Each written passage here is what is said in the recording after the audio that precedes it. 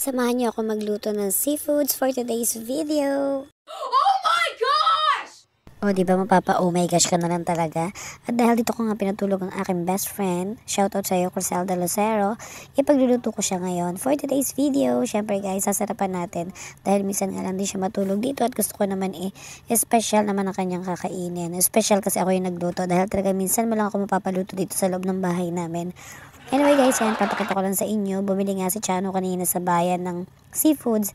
Pero nakabili na rin ako ng isang araw sa SM. Kaya medyo malalaki yung nabili ko sa SM at nakulangan na nga ako. Siyempre gusto ko kasi lahat halos is makakatikim. So ayan na nga, hinuhugasan ko na nga siya na mabuti. Pagtapos ko siya linisin, ginupit-gupit ko na nga ang dapat gupitin at inalis ko na ang dapat alisin sa hipo na yan. Ayan guys, nakita nyo naman medyo madami nga yan kasi gusto ko kahit papaano unlimited yung aming shrimp. Ayan, so gagawa tayo ngayon ng buttered garlic seafood. At syempre, next naman natin, papakita ko naman sa inyo itong tahong na to guys. Nabili ko rin to sa SM, itong mga nakabalot na to. Bali, bumili lang ako ng 2 balot. Parang wala pa nga siyang 1 kilo, kaya nagpadagdag pa rin ako kanina kay Chano. Kasi sabi ko nga, mas masarap kasi mas maraming tahong, mas maraming hipon. Dahil nga hindi naman namin na-afford bumili nga na kung anong mga seafoods, kagaya ng mga crabs, yung mga malalaki, mga ganon. Anyway, pambahay lang din naman, so okay na rin to. Ang mahalaga ay importante, di ba? Yes! Nalinis na rin naman to sa palengke at yung binili ko rin sa SM, malinis na rin. Pero iba pa rin kasi pag huhugasan natin, hinugasan ko pa rin yan ata ng 3 ulit. Kasi may nakikita pa rin ako mga dumi-dumi. So anyway, yung iba nga nag-open na siya kaya hindi ko nga alam kung sira. Pero inamoy ko naman at hindi naman siya sira. So nakabili rin kami ng pusit kanina at ito nga yung pangmayaman na pusit. Diyos ko, pagka mahal-mahal ha. Ang sabi ko nga kay Chano ay bumili lang ng malaki, yung parang mura lang. Pero wala na nga daw available sa palengke dahil late na. So anyway, okay na rin yan kahit may konting pusit. At ayan, nakalaga na nga yung mais na ilalagay namin dito. So ayan, lalagyan namin ng bell pepper. So samahan nyo ako na ipakita sa inyo kung ano yung mga ingredients natin while itong aking best friend ay naghuhugas ng onion leaves. Anyway guys, ayan si Inay. Hindi pa rin siya nakakahuma sa pinag-usapan namin kanina dahil kaninang maga ay nakapag-away kami dito sa aming kapitbahay. Hanggang ngayon nagngangawa pa rin. Okay, ayan guys, mamaya ko na lang ichichika sa inyo yung about ko sa amin kanina ni Inay Cleo dahil nagmamadali na kami dahil gutom na kami. Papakita ko muna sa inyo kung ano yung mga kailangan natin.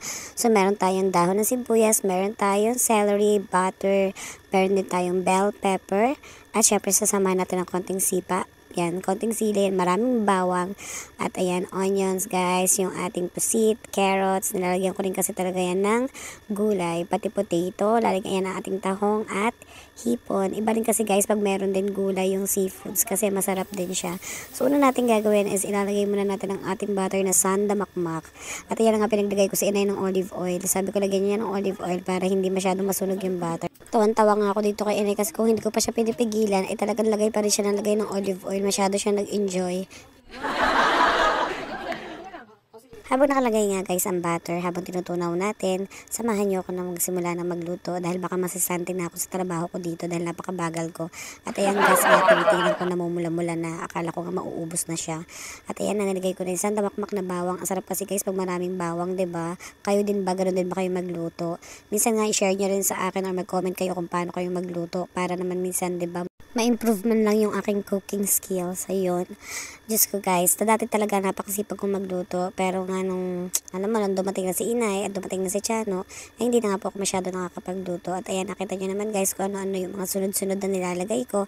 Kasi mas gusto ko nga na inuuna yung mga yan para luto-luto bago ko ilagay yung ating mga seafoods. Kasi mabilis lang naman silang maluto. Guys, sa susunod naman, mag-comment kayo kung ano yung gusto nyo lutuin ko para naman maging abala ako. Minsan kasi pag natatahimik ako, kung ano-ano lang yung naiisip ko. Kaya mas maganda yung nagiging busy ako sa pagluluto at kung ano-ano. O sige na nga, balik na tayo sa pagluluto. Hinalo-halo ko lang siya. Nakita nyo naman, itinaktak ko pat sayang ang bawang sa sandok. Ayan, may kutsarita na nga ito, nalagyan ko ng paminta. Pero syempre hindi ako masaya. Ginamit ko pa rin ang aking kamay dahil mas tansyado ko pag yan ang ginamit ko. Lahat ng pagkain na niluluto ko guys, nilalagyan ko ng paminta, mapera lang ang kanin syempre, diba? At ayan, nilagyan ko nga lang siya ng konting magic sarap. Ewan ko ba guys, parang sayang-saya ako pagka merong paminta lahat na kinakain ko. Prito man o inihaw, mga ganun. Ayan, siguro anyway, may kanya-kanya naman tayong hilig. Yung iba naman ayaw naman na may paminta. At ilalagay ko na ang ating hipon. Don, don, don, don. Ayan, napakadami. O, diba? Anli nga, guys. Konti lang talaga kami kakain dito sa bahay. Pero syempre, isang kainan lang lahat yan. Kasi after namin kumain ng lunch, ipamimigay ko din po yung iba niyan sa aking mga kapatid. At saka yung iba, iuwi naman ni inay. Ganun lang po yan. Hindi kami nag-i-stock dito ng ulam na hanggang hapon. Kasi sa hapon, iba naman yung gusto naming ulam. At saka ang gusto namin, pag nagluluto ka ng marami, halos lahat is nakakatikim. So, inalagay ko na nga yung hipon, hinayaan ko muna siya para maluto. At ito nga, kinuha ko na yung aking 1.5 na Sprite. O, diba, ang dami ko ilalagay 1.5. Joke lang, syempre, kalahati lang ang ilalagay ko niyan. Pero, yan na yung kanya magiging pinaka-sauce. So, lalagyan ko lang yan mamaya ng konting flour para nga medyo malapot-lapot siya. Syempre, yung kalahati ng Sprite, iinumin namin yun. At nilagyan ko nga siya ng ketchup, guys. As in, konting-konti lang para pampatamis. At ayan na nga, tamis ang hang UFC Bikini Man. Anyway, guys, pakukuluin muna natin siya na kauntit habang nilalagay ko na ang aking tahong. Ayan, guys, yan lang naman importante sa akin kasi dyan lang naman kami mahilig tahong at hipon. Hindi rin kasi ako mahilig sa alimango. Ayan, hinahalo ko na siya, guys. Halo-haluin natin para naman sigurado na lahat ay maluluto. Hindi ko nga ba alam kung bakit ito ko nagluto sa lutuan na to. Napakaliit naman pala. Hindi ko pa nga nailalagay yung iba dyan. Anyway, pagkakasyahin natin, ganun talaga. Kasi naman isa rin at paulit-ulit ang trabaho, nagugutom na at kumakalam na yung sikmura namin. Ayan, nalagyan ko lang siya ng konting nor. Ayan, nor lang po ang masarap dyan, pampasarap. Konti lang naman. Hindi rin ako mahilig maglagay ng madaming yan. Nasa inyo naman yan kung gusto nyo lagyan or hindi. Siyempre, lalagyan natin ng pampaalat, konting patis lang, mga 3 kutsarang patis. O, diba sa dami niyan, 3 kutsarang patis lang ang katapat. Kasi guys, maalat na po yung butter.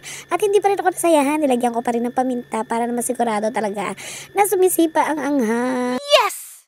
O, ayan, wag nyo na akong i-bash ko. Nilagyan ko pa ng paminta. Dahil matatanda naman po kaming kakain. Kaya okay lang kahit maanghang. Ilalagay ko na nga itong pusit, guys. Diyos ko, parang nauuntian talaga ako dito sa pusit na to. Mahilig pa naman ako sa pusit.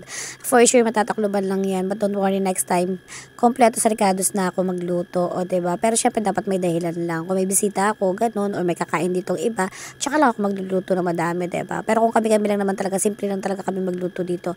At ilalagay ko na nga yung mais. Nakakatuwa, napaka-colorful naman itong aking seafoods na to. Lalagay na rin natin yung ating pampagreen. Lalagyan natin ng celery. Sarap na sarap ako yan, guys, sa celery. Kayo ba? Gusto nyo ba yan? Napaka-healthy kaya ng celery.